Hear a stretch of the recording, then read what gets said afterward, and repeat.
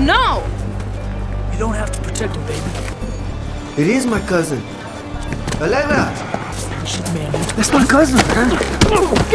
Leave him alone! What's up? We got a problem. Motherfucker, I'm gonna cut you up. If somebody pull a knife on me, I kill him. But then I got another rule. Don't kill children. Die, motherfucker. You don't want to kill me, do you? Ah, come on. Die. I told you. I don't like it. What? You don't know who you're messing with. The story opens in Los Angeles with two detectives, Roland and his partner Johnny, hunting a dangerous gang.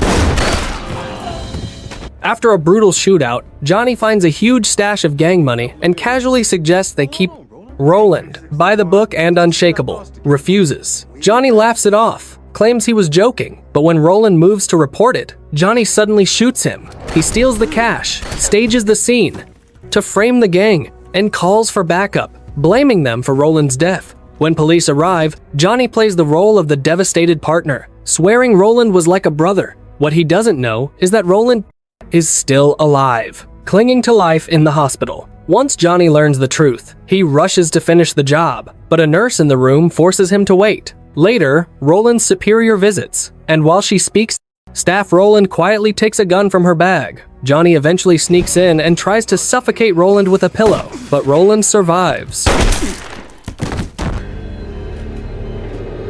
A few weeks later, his superior returns with bad news. Headquarters is forcing Roland into retirement due to his age and uncertain recovery. With no fight left, he accepts and leaves the force. Back home, months pass slowly as boredom and emptiness eat at him, until tragedy strikes. His family is killed in a car accident. The story then shifts to the New Mexico-Texas border, where wealthy Connor attends a boxing match with his daughter Nikita. Her boyfriend Mason fights and wins big. That night, they throw a wild celebration, and Nikita has the time of her life. But after the party ends, as she leaves with bodyguards, a sudden burst of violence erupts in the parking lot. A group of kidnappers suddenly ambushes Nikita's bodyguards, trying to snatch her in the chaos. And in a shocking move, Mason completely panics, abandons Nikita, and runs while the guards fight desperately to save.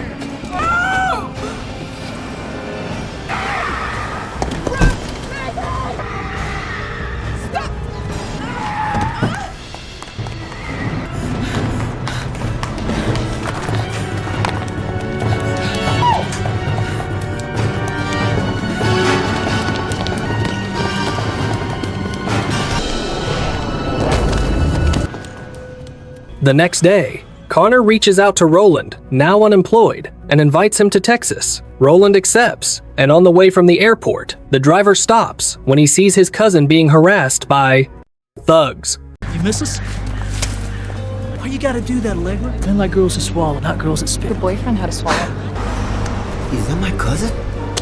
Know where they're at. You don't know. I don't Why know. don't you just fucking know, okay? The driver jumps in and gets brutally beaten, and when a knife comes out, Roland steps in, careful not to hurt any kids. He quickly takes down the attackers and continues on. Leave him alone! What's up? We got a problem.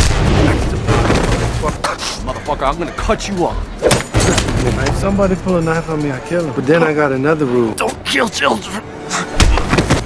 Die, motherfucker. You don't want to kill me, do you? Ah, come on. Die. I told you. I don't like it. What? You don't know who you're messing with. At Connor's estate, Connor explains the kidnapping attempt and offers Roland a job protecting Nikita. Roland initially refuses, but changes his mind when Connor reveals he suspects his powerful rival, Croft, is behind it. Roland accepts, meets Nikita in front of Mason, and learns she has shockingly forgiven him for running away. The next day, Roland officially starts, slips a tracking device into Nikita's necklace, and sets up weapons and security cameras. That night, they all go to a nightclub. Roland spots Mason receiving a message from Croft and quietly leaving moments before Croft secretly pays him a large sum, exposing Mason as a traitor. Back inside, a heated argument erupts between Nikita's friends and some thugs.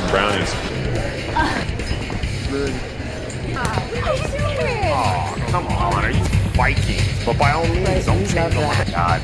Look. I'm not letting you go. What I say? What, in here? Fucking stuff. And meet us around back. Matter of fact, go to the grocery store. What?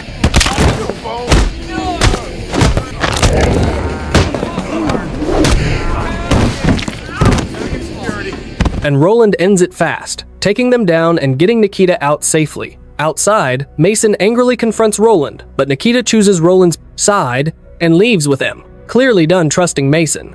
The next day, Roland meets Simon, a detective friend, to dig into Cross. Simon reveals Cross is deep in organized crime, illegal fights, and kidnappings, and has been on the FBI's radar for years. He also explains that Cross and Connor are locked in a bitter land dispute, warning that Nikita is still very much in danger. Later, Roland secretly tails Mason to a remote spot, where he meets Cross and his top men. They order Mason to lure Nikita somewhere private so she can be taken without Roland interfering. Roland can't hear the deal, but he sees enough. Moments later, Mason rushes to Nikita and convinces her to leave with him, claiming Roland is busy. Roland follows quietly, but on the road, Cross's men suddenly block the car and launch the kidnapping. A brutal shootout explodes in the street.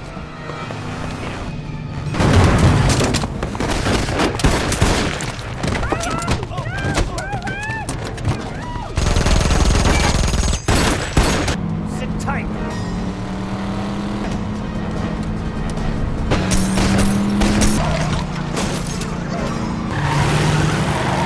Bodyguard's tailing me. Get him off my ass!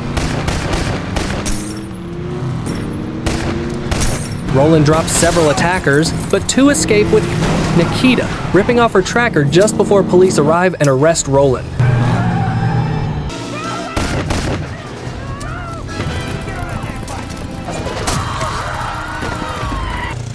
At the station, Roland insists she's been taken, and after Connor confirms it, Simon releases him. Soon, Cross contacts Connor, demanding $5 million and the land deeds, threatening to kill Nikita if police get involved. Simon offers help, but Connor refuses and cuts Roland out entirely. Refusing to sit still, Roland tracks down Mason, storms his place, beats his men, and forces him to reveal Nikita's location. He reports back, and Connor agrees to pay the ransom. At the exchange site, Connor hands over the money and documents while Roland and armed allies quietly surround the area. As Mason checks the goods, Roland silently eliminates Cross's snipers. When the deal clears, Cross orders Connor killed, setting off another violent firefight. Everything's gonna be okay. You're right about that, Tori. Who is this? Fucking bodyguard, he's here.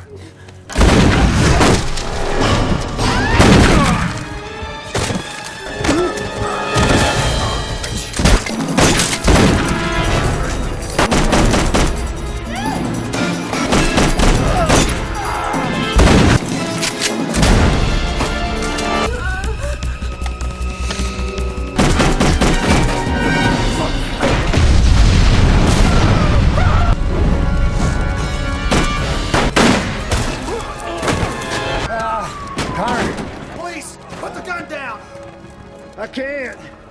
No, you're wrong. He's behind me. Take him out.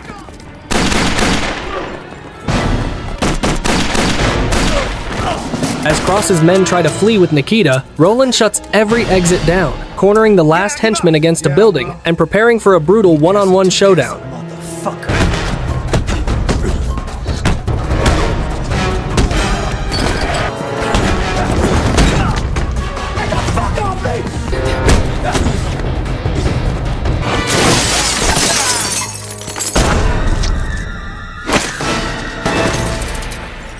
Roland defeats the last thug in a brutal fight and rescues Nikita just in time.